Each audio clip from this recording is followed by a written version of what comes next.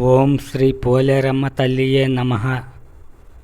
శ్రీ పోలేరమ్మ అమ్మవారి దేవస్థానం, తోటవారిపాలెం. భక్తులు కోరిన వెంటనే కొంగు బంగారంలా వరాలు ఇచ్చి కోర్కెలు తీర్చే చల్లని తల్లి శ్రీ పోలేరమ్మ అమ్మవారు. ఈ ఆలయం మన తెలుగు రాష్ట్రమైన ఆంధ్రప్రదేశ్లోని అమ్మవారి ఆలయాలలో అత్యంత మహిమాన్వితమైన ఆలయంగా పేరుగాంచింది. ఈ ఆలయం మన ఆంధ్రప్రదేశ్లోని బాపట్ల జిల్లా చీరాల మండలం తోటవారిపాలెం గ్రామంలో ఉంది.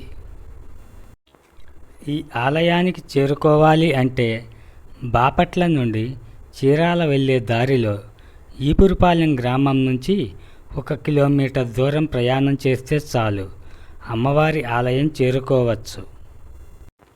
100 ఏళ్ల నాటి పురాతన చరిత్ర కలిగిన ఈ ఆలయంలో వెలసిన అమ్మవారు స్వయంభువు కావటం విశేషంగా చెప్పుకోవచ్చు.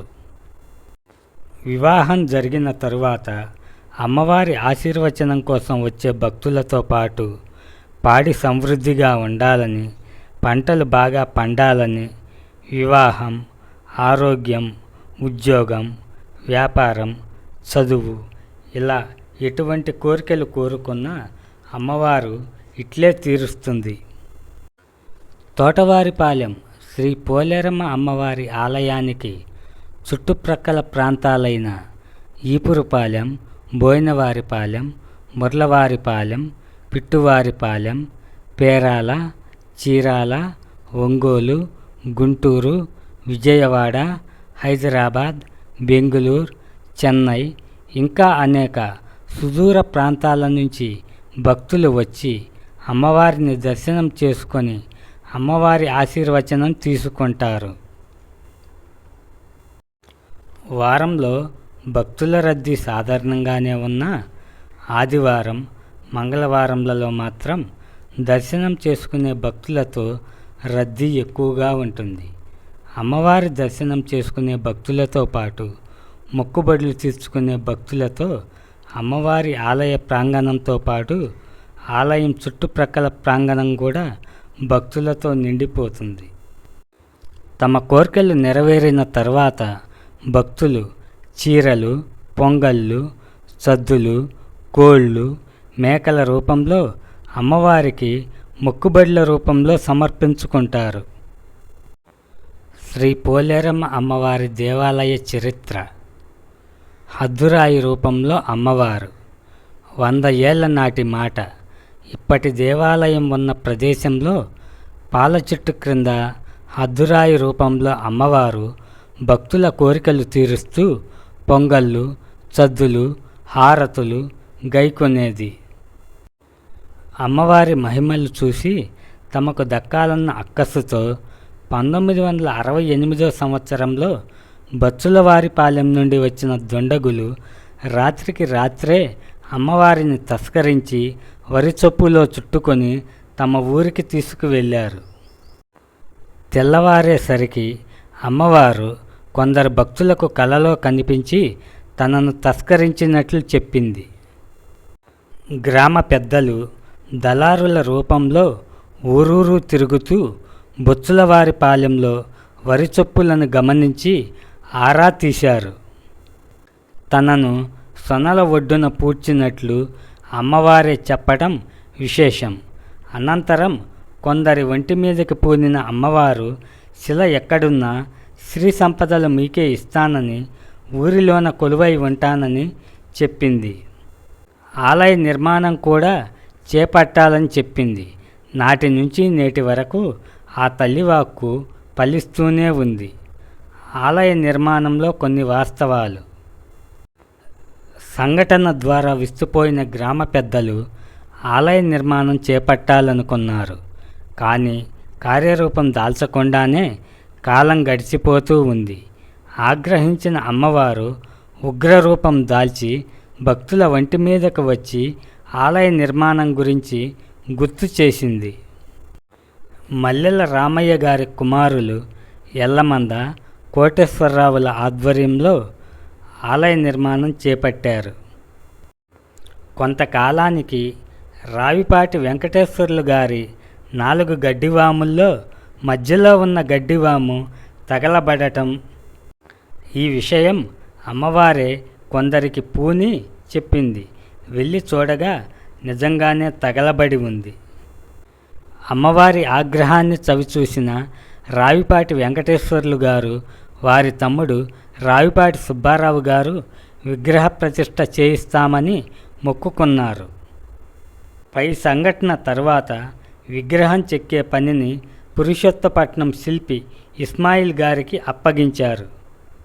సగం విగ్రహాన్ని చెక్కిన శిల్పి పని పూర్తి చేయకుండా తాత్పర్యం చేశాడు. 1969లో వచ్చిన గాలివానకు విగ్రహం భూమిలో కూరుకుపోవటంతో పాటు శిల్పి భార్య మరణం, ఇంకా మరికొన్ని అరిష్టాలు సంభవించాయి. శిల్పికి కలలో కనిపించి పోలేరమ్మ అమ్మవారు విగ్రహం పని పూర్తి చేయకపోతే ఇంకా అరిష్టాలు జరుగుతాయని హెచ్చరించింది. కనువిప్పు కలిగిన శిల్పి పట్టుదలతో పనిని పూర్తి చేసి గ్రామ పెద్దలకు కబురు పంపాడు. పెద్దలు మేళ తాళాలతో ఊరి పొలిమేర నుండి అమ్మవారిని ఆహ్వానించి 3 రోజుల పాటు కార్యక్రమాలు శాస్త్రోక్తంగా నిర్వహించి 15/2/1971న విగ్రహ ప్రతిష్ఠ జరిపారు. అనంతరం భక్తుల వంటి మీదకు వచ్చిన అమ్మవారు ఘనాచారిని అపహరణ ఎందుకు ఎలా జరిగిందో చెప్పాలని ప్రాధేయపడగా ఊరికి చెందిన 2 వ్యక్తుల సమక్షంలోనే అపహరణ తతంగం అంతా జరిగిందని వాళ్ళ పేర్లు కూడా చెప్పింది. ఆశ్చర్యపోయిన పెద్దలు వారిని ప్రశ్నించగా నిజం ఒప్పుకున్నారు. బచ్చులవారిపాలెం వెళ్ళగా నిజ నిర్ధారణ జరిగినది. అమ్మవారిని తస్కరించిన వారు, ప్రోత్సహించిన వారు వ్యాధుల పాలై మరణించారు. ఇది వాస్తవ సంఘటన. అమ్మవారి నిజవాక్కు. వైభవంగా అమ్మవారి వార్షిక తిరునాళ్ళు.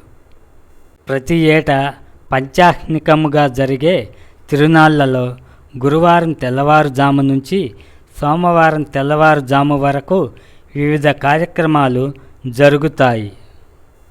విఘ్నేశ్వర పూజ, శుద్ధి పుణ్య హవచవము, ఘటదేవతల పూజ, పావనం శుద్ధి కార్యక్రమము, ఘట అలంకారము, సిడిమాను సంప్రోక్షణ, గుడి సంప్రోక్షణ, అమ్మవారి బుర్రకథా కాలక్షేపాలు జరుగుతాయి. 5 రోజుల పాటు ఘట దేవతల రూపంలో అమ్మవారు గ్రామంలోని అందరి ఇళ్ల నుండి సద్దిని స్వీకరించి గ్రామంలోని అందరినీ చల్లగా చూస్తుంది. తిరునాళ్ల రోజు సాయంత్రం 5 గంటలకు జరిగే సిడిమాను ఉత్సవానికి వేలాదిగా భక్తులు హాజరై అమ్మవారి ఆశీస్సులు పొందుతారు. తిరునాళ్ల రోజు ఈ చుట్టుప్రక్కల గ్రామాల నుంచి వచ్చే ప్రభలతో ఈ ప్రాంతంలో పండగ వాతావరణం నెలకొంటుంది. సాంస్కృతిక కార్యక్రమాలు భక్తులను కనువిందు చేస్తాయి. ఆది మంగళవారాలలో చుట్టుప్రక్కల గ్రామాల నుంచే కాక హైదరాబాద్, ముంబాయి ఇంకా అనేక సుదూర ప్రాంతాల నుండి భక్తులు మొక్కుబడులు తీర్చుకునేందుకు ఈ అమ్మవారి ఆలయానికి చేరుకుంటారు. భక్తులు అమ్మవారికి మొక్కులు చెల్లించుకోవడం అమ్మవారి చల్లని చూపుకు నిదర్శనం. భక్తుల కోర్కెలు తీరుస్తూ, కంటికి రెప్పలా కాపాడుతూ, పాడి పంటలతో దీవిస్తూ, అందరి కొంగు బంగారమై కరుణిస్తూ ఉంటుంది ఈ తోటవారిపాలెం పోలేరమ్మ తల్లి.